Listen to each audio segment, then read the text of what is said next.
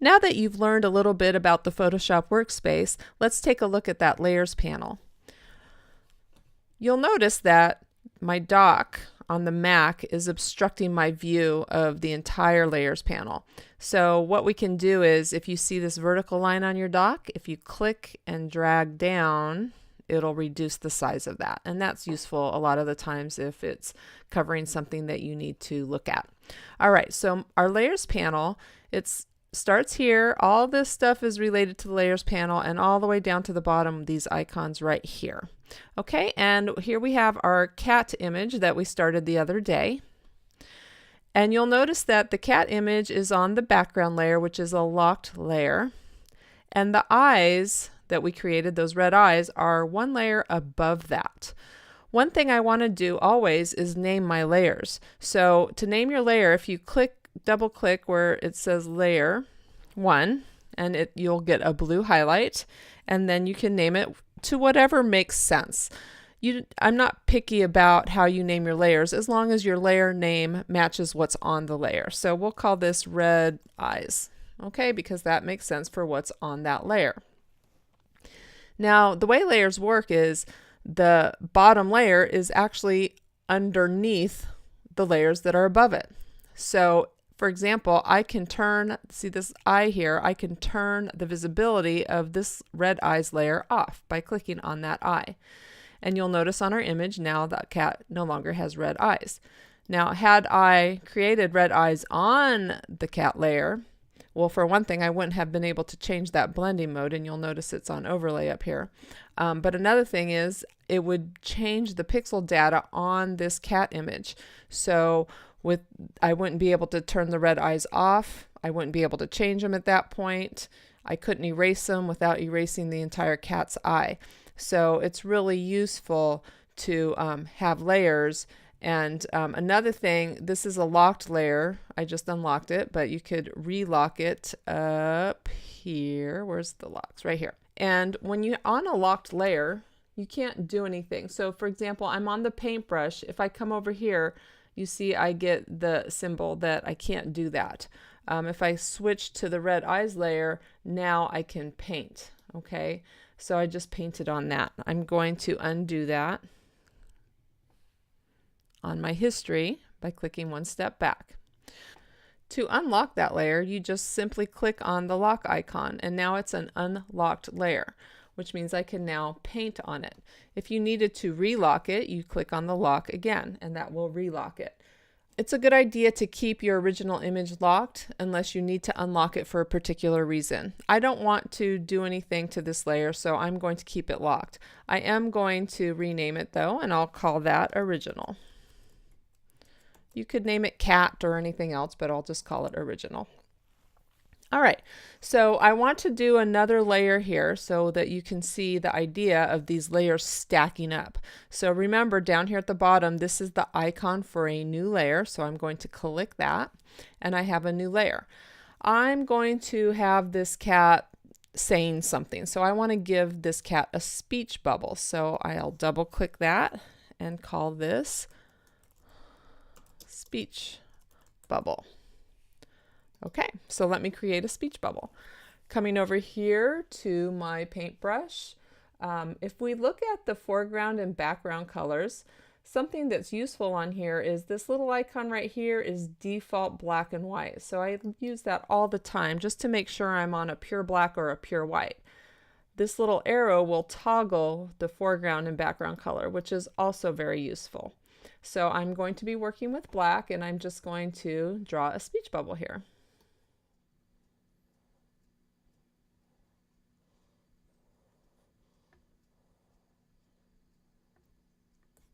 Okay, so it's hand drawn, it's not beautiful, it's not perfect, but it will work for our purpose. Now I want to have white inside the speech bubble. I don't want it to be transparent. So I'm going to use that toggle switch, and I'm switching white to my foreground, and I'm going to my paint bucket, which is this tool right here.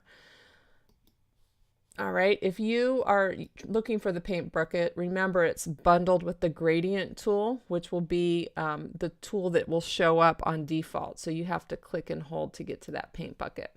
and I'm just going to dump. Now I can just dump white inside the speech bubble, because the way the paint bucket works is it's going to dump the color you have until it reaches another pixel color, and the other pixel color that we have here, or the only pixel color we have on this layer, is actually black. So let me turn off the other two layers so you can see that. Okay, so this is the only thing that's on the speech bubble layer. This checkerboard, by the way, indicates it's transparent. So this is, besides these black pixels, this is a transparent layer. So when I click, it will not go to the whole layer. It'll only go to the speech bubble. All right, and let me undo that and show you the opposite of that. If I dump out here, it goes everywhere but the speech bubble. Okay, but we want that white inside the speech bubble. Let me turn my other two layers back on. There's the eyes without the cat and the cat. All right, so now we have 3 layers. Our bottom layer, the layer just above that are the red eyes, and the layer just above that is the speech bubble. The next thing I want to do is I want to type in this speech bubble. So we're going to create a text layer. Now, if I go to the type tool, which is right here, a text layer will start automatically as I start typing. But before I click on that text tool, I'm going to switch back to black on top because I want my text to be in black. So let me go ahead and now activate that, and notice that here on my tool option panel, that the color that was selected for my text is the same color that I had for my foreground down here. You can change that if you needed to. You would just double click on that. All right, so let's think of something that we want this cat to say. So we have this center justified, so I'll start in the center. And let's make this a lot bigger. Try 60. Let's see, we'll have him say, I saw a mouse. He looks like he may have just seen a mouse, and accept that. Okay, and then I can make this text larger by either coming up here and changing the number or choosing a size like you would do in Microsoft Word. But what I find more useful in Photoshop is to do a transformation. So if you go to Edit, Free Transform, notice the shortcut key for this is Command T, and that's a shortcut key I use all the time. So that might be one you may want to put in your notebook so that you have that available to you. And after a while, you're just going to probably memorize that. Okay, so Command T, and I'll move this a little kind of in the center. And I want to hold Shift so that I don't distort and pull only from the corners. And I also want to hold Option because that'll keep it in the center. So Option is keeping it in the center, Shift is keeping it from distorting. And accept. Okay, now let's look at our layers panel. Notice that this layer looks a little bit different. It has a capital T on it. That's telling us that this is a text layer, and you can edit it like text. So I could come back over here and I can move my cursor anywhere I want, and I can do a text edit. These are not pixels at this point. It's a vector layer. Okay, so it's going to work a little bit differently. But I want to show you now what you can do with these layers. So we have our bottom layer, the red eyes are next, the speech bubble, and the text is just above the speech bubble. So you can move these layers around. So what would happen if I moved the text under the speech bubble? If you look at your document, it looks like it disappeared, but actually it's still there, but now it's underneath this speech bubble. All right. So that is the way layers work, and you can move them around anytime, anywhere you want. If I move the cat above the eyes, now the red eyes are down here, and it looks like they've disappeared, but they're actually just being blocked by the original image. Okay, so that is basically how these layers work.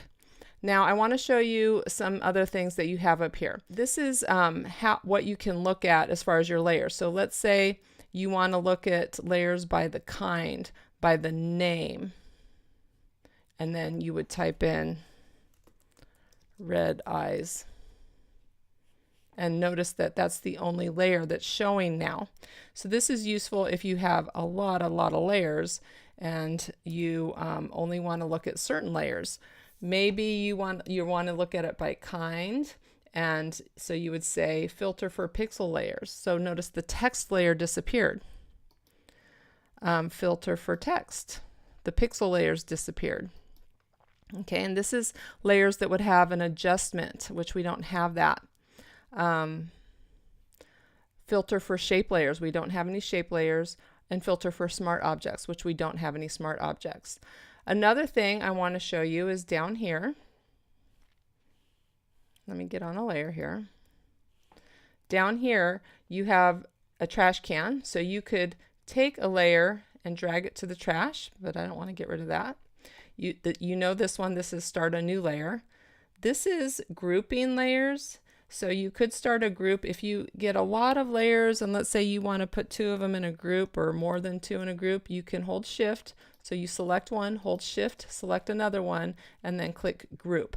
All right, so those layers look like they disappeared, but they're actually inside this group now. It's a good way to organize your layers. All right, this is an adjustment layer. You can add an adjustment to any layer that you want. Let me unlock this and we'll look at an adjustment layer for this. Okay, so I'm on the original layer. I'm going to add an adjustment. Let's say we'll keep it simple, brightness and contrast. Okay, so now my brightness and contrast when panel just came up, I can make this brighter and I can give it more contrast. Okay, and so that's how that works. And you'll notice now I have an adjustment layer here, and I could filter for adjustment layers, and there it is. Okay, this is a layer mask, but we will not get into that right now, but you'll be learning about that soon. These are layer styles, this FX button. If I click on that, there's a lot of different layer styles that you could use. So you can do that on a text layer too. So let's add a layer style to our text here. Let's add a drop shadow. Okay, and you'll notice that it's barely noticeable, but you have adjustments here. So I could make the opacity back up to 100. This changes the angle. So I don't know if you can see that, but there's a drop shadow on there. Okay, the distance will increase how far it goes. I usually like my drop shadows going down this way. All right, the size of the drop shadow. And usually we keep these numbers pretty low. We don't want the drop shadow to be very obvious, but it helps a little bit. You can also change the color of the drop shadow, which is kind of interesting. Okay, so you have a new layer style panel that will come up every time you add a layer style, and then say, okay, now notice that over here we have this effect, a drop shadow, and you can turn that off and turn it on. Okay, and then a couple other things. We've learned about blending modes. We know that the red eyes have overlay as its blending mode. Okay, the speech bubble is on normal and all of the other layers are on normal. You can also change the opacity of a layer or the opacity of the fill of that layer. So if I went to the eyes and I didn't want them quite so red, I could move the opacity down and that would change the opacity of that. That's it for today. So the next time you are on computer, work on a document, something that you enjoy, and play around with those tools, get comfortable with the layers. Your very first actual project, you'll be learning a lot about layers, and you'll be practicing a lot with layers and getting to know those layers.